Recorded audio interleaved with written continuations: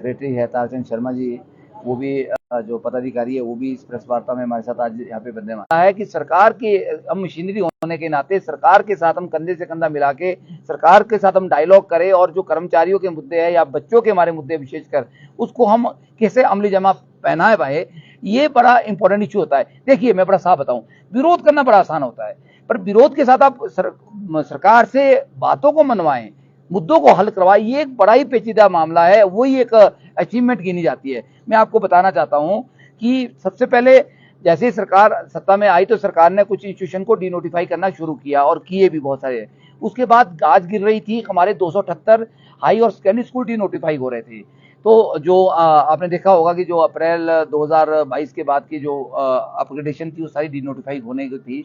मैंने उसमें माननीय मुख्यमंत्री के संज्ञान में और माननीय शिक्षा मंत्री जी के संज्ञान में बार बार इस बात को लाया कि देखिए बहुत सही है, हम आपके साथ कंधे से कंधा मिला के साथ चलने वाले हैं और हम आपकी बात का समर्थन भी करते हैं, पर लेकिन मैं इतनी बात को मनाने में समर्थ हुआ हूं और मैंने ये बात मुख्यमंत्री तक पहुंचाई कि माननीय मुख्यमंत्री जी, ये जो स्कूल अपग्रेड हुए हैं बीजेपी सरकार ने आनंद फानंद में ये अगस्त के बाद जो अपग्रेड किया है, ये धड़ाधड़ अपग्रेडेशन हुई है, लेकिन तब तक हमारा पहला सेमेस्टर भी हो चुका था 10th और +2 का, तो उसके बाद तो बच्चे का आने का मतलब ही नहीं बनता था, कोई आ ही नहीं सकते थे।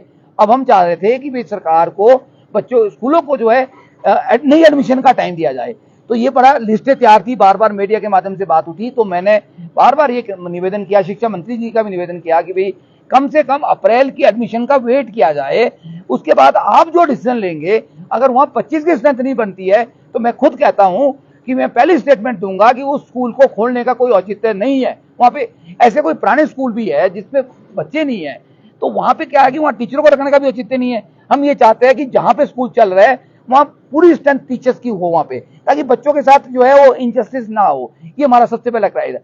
मैं बहुत धन्यवाद करता हूँ माननीय मुख्यमंत्री जी का और माननीय शिक्षा मंत्री जी का, जिन्होंने इस बात को समझा और उन्होंने जो है अप्रैल तक का नई एडमिशन का टाइम दिया और हमें खुशी है अब हमारे बहुत से स्कूल जो डिनोटिफाई होने थे, जिससे बच्चों का लॉस पढ़ाई करना था, टीचर्स की जो पोस्टें वो खत्म हो रही थी, प्रमोशन चलन हमारा रुक रहा था, वो खत्म हो रहा था, अभी तक भी उसकी वजह से हमारी प्रमोशन नहीं हो पाई है, तो वो रुक गया है काफी हद तक। तो ये इस सबके लिए पूरे शिक्षक समाज को मैं बधाई देना चाहता हूँ और धन्यवाद करना चाहता हूँ मुख्यमंत्री जी और शिक्षा मंत्री जी का। एक काम जो हमने किया है, मैं उस बात को, मैं किसी की बुराई करने के लिए यहाँ नहीं बैठा हूँ, हमने कितना डायलॉग किया, कितना मेहनत की है, उस बात को कहना चाहता हूँ। मैं जो बात कह रहा हूँ फैक्ट्स पे कह रहा हूँ आपके समक्ष। उसके बाद कर्मचारियों की एक बात आती रही कि सरकार आई है, सरकार ने दिया क्या है, डीए की 3 किस्तें पेंडिंग है, फलाना है, एरियर है, वो है, पे कमीशन की अनोमली है। पर ये बात मैं तब भी कर्मचारियों को बोलता रहा कि सरकार इलेक्शन में जा रही है, जो मांगना है अभी मांग लो, जो लड़ना है लड़ लो, आने वाली सरकार से कोई पंगा लेने का किसी में हिम्मत नहीं होगी,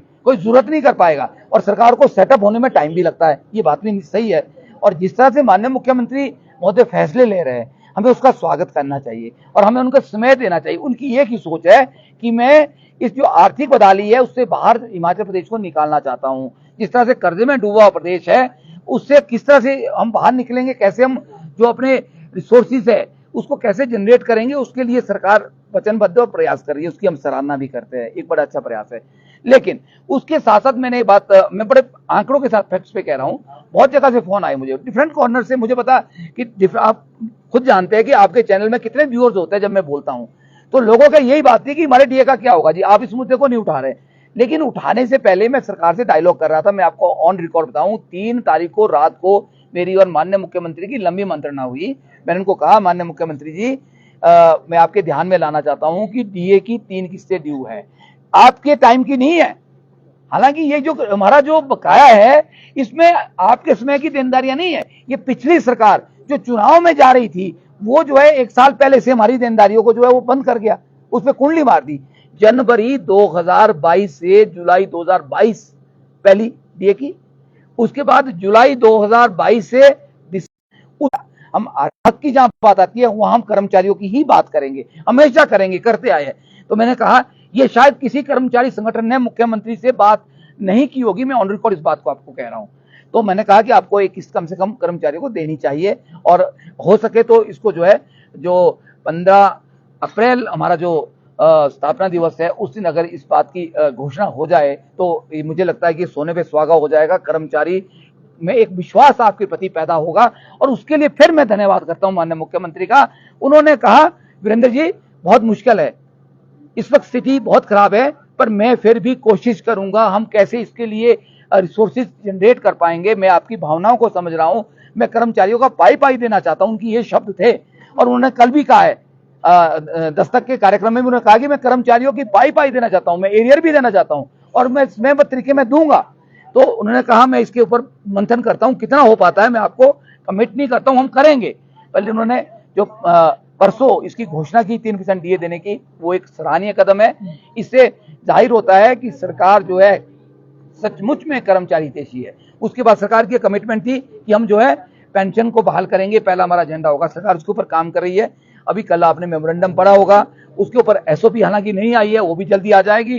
सरकार ने एक और पहल आगे कर दी है कि हम जो है अब जीपीएफ खाते खोलेंगे और साथ में जो एनपीएस का शेयर है वो भी अप्रैल पेड मई जो है उसमें नहीं कटेगा इस महीने की तनख्वाह में। तो ये एक बहुत बड़ा एक फैसला सुखविंदर सिंह सुक्खू सरकार का है। इसके लिए भी सरकार बधाई की पात्र है। एक और बड़ी बात मैं जो बच्चों के हित की आपके साथ कहना चाह रहा हूँ, पिछली सरकार ने आनन फानन में टर्म सिस्टम को शुरू कर दिया 10th और प्लस 2 में।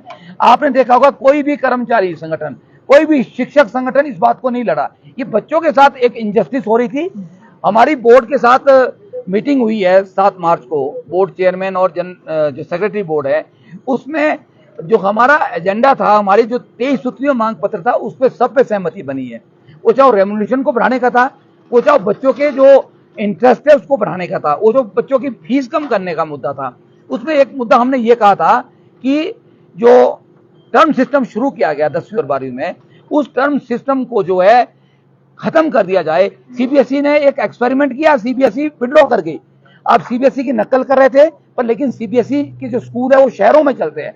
मैं ये बताना चाह रहा था, तभी मैंने बताया है और हमने ये बात बोर्ड के ध्यान में डाली कि हिमाचल जो है वो पहाड़ों में बसता है, हिमाचल की आबादी जो है गांव में है। हमारे स्कूल जो है सरकारी स्कूल गांव में है। उसकी जो जियोग्राफिकल कंडीशन है, जो टोपोलॉजी है, वो जो है वो उसको हम अडॉप्ट नहीं कर पाते कि अब 2 टर्म में पेपर करे। 2 टर्म में पेपर करने का मतलब है 2 महीने टीचर जो है एग्जाम में बिजी होगा, बच्चों के 2 महीने खराब हो गए, फिर 2 महीने उसके इवोल्यूशन में लगते हैं, एक टर्म 1 के लिए, एक टर्म 2 के लिए, तो 4 महीने तो बच्चे के यूं ही खत्म हो गए। और वही 4 महीने पढ़ाई के हमारे पास होते हैं। विंटर क्लोजिंग आप देख रहे हैं कितनी ठंड होती है, गर्मियों वाले में गर्मी होती है, ठंड वाले में ठंड होती है। तो ये उससे बढ़िया या तो ऐसा करो आपकी विंटर क्लोजिंग के जो है स्कूलों के जो है पेपर अलग कर दो, एक बार समर के अलग कर दो, तो वो सबसे बढ़िया होगा। अगर आप नहीं कर सकते तो जो मार्च में इकट्ठा पेपर होता था एक साथ, उस प्रथा को, एनुअल एग्जामिनेशन को शुरू किया जाए। बोर्ड ने इस पर सहमति दी। बोर्ड ने बोला हम इस बात को खुद मानते हैं, हमारे को भी ये काम करना मुश्किल है, टेढ़ी खीर है। तो उन्होंने कहा कि हम सरकार की तरफ से अगर कोई प्रपोजल हमें आती है तो हम एकदम से इसके ऊपर हाँ करेंगे और इसको हम चाहते हैं कि ये खत्म हो जाए। लेकिन इसको खत्म करने के लिए सरकार को जो है अपनी वचनबद्धता दिखानी पड़ेगी। जो टीचर संगठन है या अभिभावक है उनको आगे आना पड़ेगा। तो इस संदर्भ में आज हम माननीय मुख्यमंत्री और शिक्षा मंत्री जी को एक ज्ञापन सौंप रहे हैं। देखिए, हम एक एक करके मुद्दों को इस बार पकड़ना चाहते हैं। हमारे अनगिनत मुद्दे हैं। हम अगर सारा 36 सूत्रीय मांग पत्र जैसे कुछ कर्मचारी साथी कॉपी करके बताते हैं कि ये मुद्दे है जी सरकार इसको करे, ऐसा कभी नहीं हुआ। पिछली बार हमारा 43 सूत्रीय मांग पत्र था, एक भी मांग हमारी नहीं हो पाई। हमने क्या सोचा इस बार, हमने ये सोचा, ये डिसाइड किया हम एक एक एजेंडा लेंगे सरकार के पास, एक एजेंडे पे बात करेंगे और जो प्रायोरिटी वाला एजेंडा होगा उसको हल कराने के बाद दूसरे एजेंडे में हाथ डालेंगे। तो हम एक बड़े महत्वपूर्ण एजेंडे के ऊपर आपका ध्यान आकर्षित करना चाह रहे हैं। आज माननीय मुख्यमंत्री और शिक्षा मंत्री को भी हमारा डेलीगेशन मिलेगा। मैंने स्पेशल महामंत्री जी को मंडी से बुलाया है और हमारे जो स्टेट के पदाधिकारी है वो आए हैं। हम एक निवेदन करेंगे इस रिप्रेजेंटेशन के माध्यम से, जो टर्म सिस्टम बीजेपी सरकार ने 2022 में आनंद फानन में शुरू किया, उससे बच्चों का हित नहीं है बल्कि अनहित हो रहा है। उस टर्म सिस्टम को एबोलिश किया जाए, क्योंकि ये हेफाजत मैदान में इसको शुरू किया गया था। तो ये बात जो है एक और हमारा मुद्दा सरकार के समक्ष रहेगा। एक और बात हम आज सरकार से कहना चाह रहे हैं, माननीय मुख्यमंत्री और शिक्षा मंत्री से, कि हमारी प्रमोशनें, हालांकि शिक्षा मंत्री जी ने आते ही बड़ी तीव्रता दिखाई, उन्होंने बड़ी रुचि ली, आज भी कह रहे हैं, उन्होंने कहा डायरेक्टर को कि विद इन टाइम बहुत सारी प्रमोशनें करो, क्यों नहीं होती है, टीचर्स को बेनिफिट मिलना चाहिए।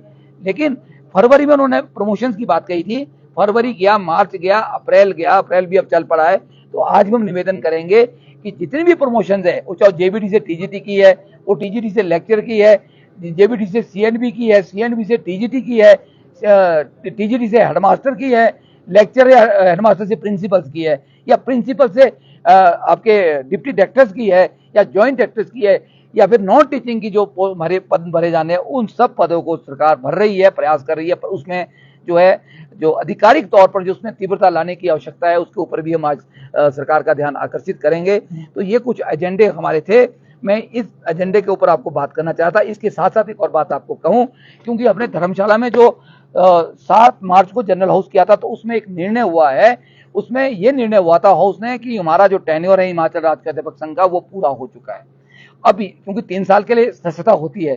2019 में हमने मेंबरशिप ड्राइव चलाया था, 2019 में चुनाव किए थे, जिसमें मुझे जो है सर्वसम्मति से प्रदेश का दायित्व दिया गया था।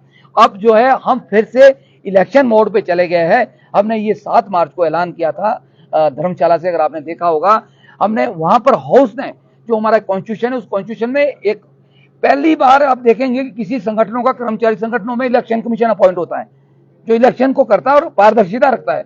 हमारे संविधान के अंदर जो है इलेक्शन करवाने का जिम्मा जो है इलेक्शन कमीशन के पास है। वो टीचर्स होते हैं हमारे, कुछ रिटायर्ड होते हैं, कुछ इन सर्विस होते हैं।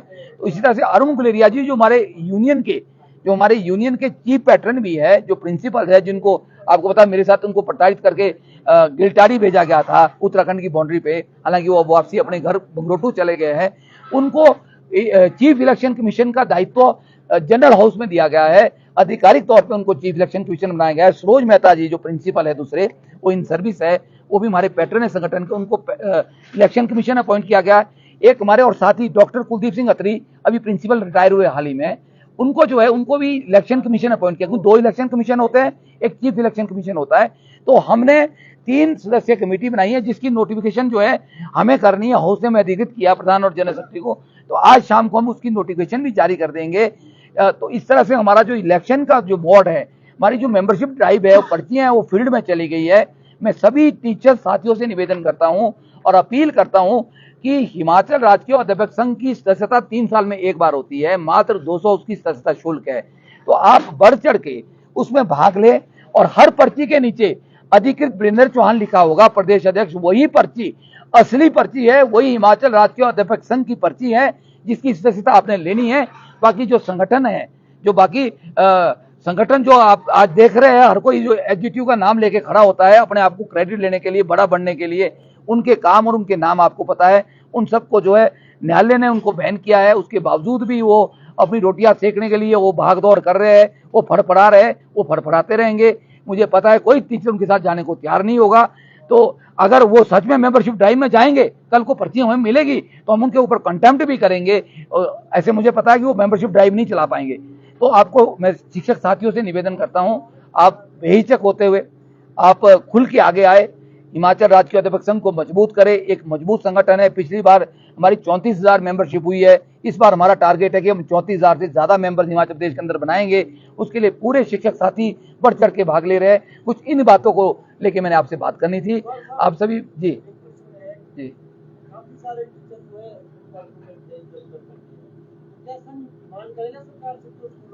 देखिए, मैंने सबसे पहले बात कही थी, जब मैं पहली प्रेस कॉन्फ्रेंस यहाँ ज्वाइन करने के बाद की थी, तो कुछ लोगों ने मेरे को ये भी कहा कि भाई वीरेंद्र चौहान चंबा क्या चला गया और टीचरों के खिलाफ बोलना शुरू कर दिया।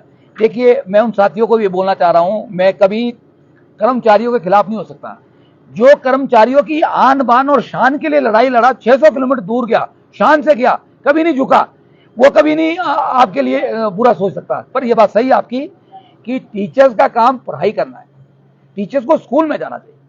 मैं अपनी बात कहूं, कुछ लोग ये भी कमेंट करते कि वीरेंद्र चौहान भी डायरेक्टरेट जाना चाहता, वहां पे असिस्टेंट डायरेक्टर की पोस्ट थी। तो मैंने कहा था कि अगर वहां हो जाता तो ठीक है, अदरवाइज मैं स्कूल में बढ़िया हूं और मैं अपना काम जो है, पढ़ाई में मुझे रुचि है और पढ़ाई में टीचर्स को रुचि होनी चाहिए। जो सरप्लस स्टाफ है, मैंने ये बात शिक्षा मंत्री से भी कही, उन्होंने कहा कि मैं चाहता हूं, मेरी इच्छा है कि कोई भी टीचर जो है वो डायरेक्टरेट या कहीं नहीं रहे। मैंने उनको आंकड़े दिए थे, मैंने कहा हमारे टीचर तो मैंने कहा पर्चियां काटने में बैठे हुए हैं चंडीगढ़ जैसी जगहों में, जहां पे कमरे की बुकिंग होती है, लेक्चरर है। अगर आप ये काम कर पाएंगे, अगर ये काम सच में करना चाहते हैं कि टीचर्स को टीचिंग का काम दिया जाए, नॉन टीचिंग असाइनमेंट उनसे हटा दी जाए, या बाबू का काम उनसे हटा दिया जाए, जो डायरेक्टरेट, डिप्टी डायरेक्टरेट या कहीं और जगह असाइनमेंट है उनको डेपुटेशन कैंसिल कर दिया जाए, तो इससे बड़ा काम कोई आज तक नहीं हो पाएगा। तो माननीय शिक्षा मंत्री इसके ऊपर बहुत ही, जिसको बोलते हैं वो, गंभीर है। और मुझे उम्मीद है कि सारे डेपुटेशन बहुत जल्दी कैंसिल होने वाले हैं, अगर कैंसिल होते तो गलत भी नहीं है। और दूसरी ट्रांसफर की एक बात हो रही थी, अब तो कोर्ट ने भी बोल दिया है, 2-3 जजमेंटें न्यायालय की आ गई, माननीय उच्च न्यायालय की, कि 10 किलोमीटर के अंदर जो है वो ट्रांसफर नहीं है, वो लोकल एडजस्टमेंट है। तो टीचर्स को भी इस बात को समझना चाहिए कि हम कोर्ट में जाने के बजाय जो है अपनी नौकरी जो ईमानदारी से करें, और जहां भी करे, जहां सरकार भेजे वहां बच्चों के साथ हम जस्टिस करें। ये बड़ा इंपॉर्टेंट बात है। कोई और प्रश्न आपका है उसको? Thank you.